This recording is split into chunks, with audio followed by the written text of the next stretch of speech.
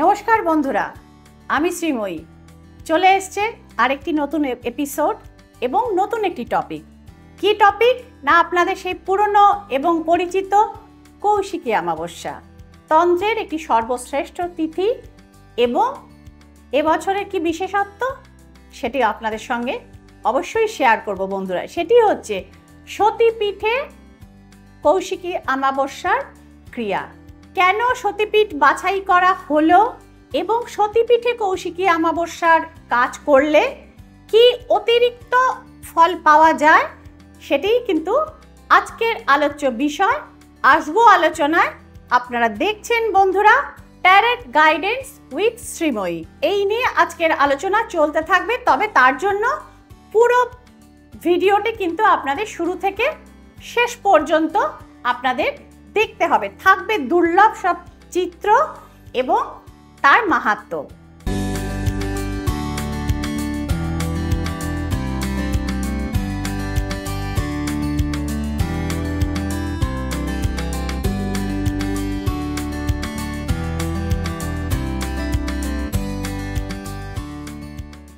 তো বন্ধুরা, এই বছর কৌশিকী অমাবস্যা, যেটা আপনারা জানেন তন্ত্রের একটি অত্যন্ত পাওয়ারফুল এবং যাকে বলা হয় অলমোস্ট একটি শ্রেষ্ঠ তিথি, সেই কাজকর্মগুলো আমি করছি হুগলি জেলায় একটি সতীপীঠে। বন্ধুরা আপনারা জানেন, যারা খোঁজখবর রাখেন তারা জ্ঞাত যে হুগলি জেলায় একটি মাত্র সতীপীঠ রয়েছে, তার নাম হচ্ছে রত্নাবলী সতীপীঠ। তো রত্নাবলী সতীপীঠের মাহাত্ম্য এবং গুরুত্বটা এবার আপনাদের সাথে বন্ধুরা আমি আলোচনা করব।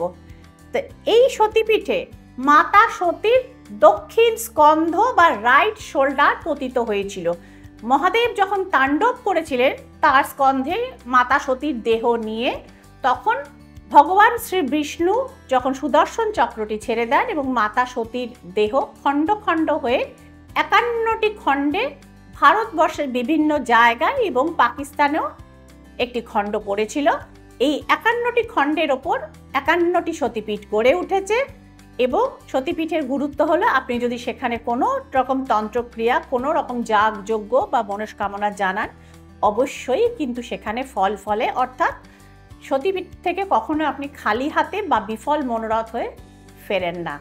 এটি যুগ যুগ ধরে প্রমাণিত এবং এই বিশ্বাস আমরা আমাদের জেনারেশনেও কিন্তু বহন করে চলেছি। তো এবার আসুন দেখে নেওয়া যাক হুগলি জেলার রত্নাবলী সতীপীঠে দেবী রত্নাবলীর দুর্লভ চিত্রটি। আপনারা বন্ধুরা দেখতে পাচ্ছেন সেই দুর্লভ চিত্রটি। বিশেষত্ব হচ্ছে মাতা কিন্তু এখানে কুমারী, অর্থাৎ তিনি অবিবাহিতা, যদিও তার সঙ্গে কিন্তু রয়েছেন মহাদেব, যিনি ঘণ্টেশ্বর মহাদেব নামে পরিচিত। তো সোমবারে পড়েছে এবার কৌশিকী অমাবস্যা, 2রা সেপ্টেম্বর বা 2nd সেপ্টেম্বর। সেই কারণেই আমি মনস্থ করি যে আমার বাড়ির গৃহ মন্দিরে নয়, সতীপীঠে আমি কিন্তু তন্ত্রক্রিয়া এবং অন্যান্য যে অমাবস্যার বিশেষ ক্রিয়া, গ্রহদোষ খণ্ডন, চিরকুমার বা অনুরাযোগের খণ্ডন এবং মাঙ্গলিক দোষের খণ্ডন, অর্থাৎ যে সমস্ত গুরুত্বপূর্ণ ক্রিয়াগুলি রয়েছে সেগুলো আমি এই সতীপীঠে করব। এবং এই সতীপীঠে অর্থাৎ মাতা রত্নাবলী, এখানে আপনারা মূর্তি দেখতে পারবেন মাতা রত্নাবলী রূপী দেবী কালিকা। তো এখানে মাতা কুমারী বললাম, এবং অন্যান্য সতীপীঠের মতো এখানে কিন্তু শাখা, সিঁদুর এবং আলতা সহযোগে পুজো হয় না, মাতা কুমারী বলেই সেটি হয় না। এই সতে কিন্তু ঘণ্টেশ্বর মহাদেবের পুজো অবশ্যই করতে হয় এবং এটিরও একটি বিশেষত্ব আছে, যেটি অত্যন্ত গুপ্ত তথ্য আপনাদের সাথে শেয়ার করছি বন্ধুরা। এখানে মহাদেবকে বিল্লপত্র বা বেলপাতার পরিবর্তে নারকোল দিয়ে কিন্তু পুজো দিতে হয় মনস্কামনা নিয়ে, এবং অবশ্যই সেই মনস্কামনা সিদ্ধ হয়। যেভাবে মাতা সতী অনেক পরজন্মে দুর্লভ তপস্যার দ্বারা পার্বতী হয়ে জন্মে শিবকে লাভ করেছিলেন, বহু কন্যা রয়েছেন, কুমারী কন্যা, যাদের পুষ্টিতে অনুরা যোগ রয়েছে, অর্থাৎ কিছুতেই বিয়েটা হতে চায় না। মাঙ্গলিকের প্রতিকার করিয়েছেন, বিয়ে হচ্ছে না, কালসর্পের প্রতিকার করিয়েছেন, বিয়ে হচ্ছে না। নানা রকম যোগ রয়েছে আমাদের পুষ্টিতে, বিভিন্ন সাপ থেকে সেগুলো কিছু কম না। সাপ অর্থাৎ কার্সড, অভিশাপে, শর্ট ফর্ম হচ্ছে সাপ, তালিবস্বয়াকার প। তো সুতরাং সেই যোগগুলো কাটিয়েও যখন দেখছেন বিয়ে হয় না, তখন দেখতে হয় হরস্কোপে অনুরা যোগ বা চিরকুমারী থাকার যোগ আছে কিনা। একইভাবে ছেলেদের কুষ্ঠিতেও কিন্তু ছেলেদের হরোস্কোপে কিন্তু একটি যোগ থাকে, যাতে চিরকাল তারা ব্যাচেলার বা অবিবাহিত থেকে যান, যাকে বলা হয় চিরকুমার যোগ। একটি বিখ্যাত উদাহরণ দিই বন্ধুরা, আপনারা বুঝতে পারবেন চিরকুমার যোগ কাকে বলে। আমাদের শ্রদ্ধেয় স্যার রতন টাটা, অদ্ভুত সুদর্শন, এত সুপ্রতিষ্ঠিত, সমস্ত কিছু, অর্থাৎ তার জীবনে কি নেই, কিন্তু তার স্ত্রী নেই, তার কিন্তু বিয়ে হয়নি। তার হরোস্কোপ খুলে দেখুন, গুগলে পেয়ে যাবেন, চিরকুমার যোগটি কিন্তু আছে। অর্থাৎ এই চিরকুমার যোগ থাকলে তার জীবনে বিয়ে হয় না। তো আমাদের দেশের প্রাক্তন প্রধানমন্ত্রী, যিনি আর জীবিত নেই, অটল বিহারী বাজপেয়ীজি, তার হরোস্কোপেও কিন্তু চিরকুমার যোগ ছিল।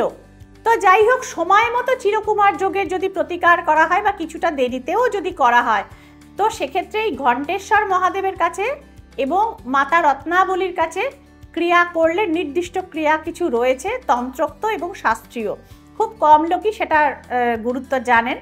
অবশ্যই কিন্তু সেক্ষেত্রে বিয়ে হয়। এছাড়া মাঙ্গলিক দোষ এবং অন্যান্য গ্রহ দোষের প্রতিকার তো অবশ্যই। নিষ্ফলা যোগ বলে একটি যোগ থাকে হরোস্কোপে, তো সেক্ষেত্রেও কিন্তু তার হয়, অর্থাৎ তার জীবনে কোনো কিছুই হতে চায় না, না হতে চায় সঠিকভাবে ভালো চাকরি, না তিনি ব্যবসায় হাত দিলে তিনি সাকসেস পান, অর্থাৎ তার লাইফে সাকসেসটি কিন্তু অধরা থেকে যায় সারা জীবন। তো এই পুজো মানে এই স্থানে পুজোগুলো দিলে অবশ্যই সেক্ষেত্রে কাজ হয়। এবং সোমবার এই অমাবস্যাটি পড়ে যাওয়ার জন্য ঘণ্টেশ্বর মহাদেবের পুজো একই সঙ্গে হবে।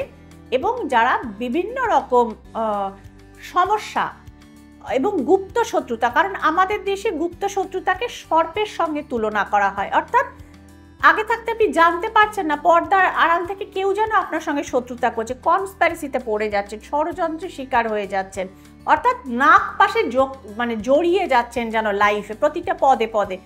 লোন অর্থাৎ ঋণ যেন আপনাকে পাকে পাকে, বলা হয় না ঋণকে নাক পাশের সঙ্গে তুলনা করা হয়, তা ইত্যাদি সমস্ত ক্রিটিক্যাল কাজগুলো কিন্তু এই মাতা রত্নাবলী এবং ঘণ্টেশ্বর মহাদেবের কাছে পুজো করা হয়। এবং এনাদের দরজায় দেখতে পাবেন এই সেক্ষেত্রে উৎকীর্ণ করা রয়েছে দরজায়, যে রত্নাকর নদীর তীরে এই সতীপীঠটি অবস্থিত, প্রাচীন সতীপীঠ।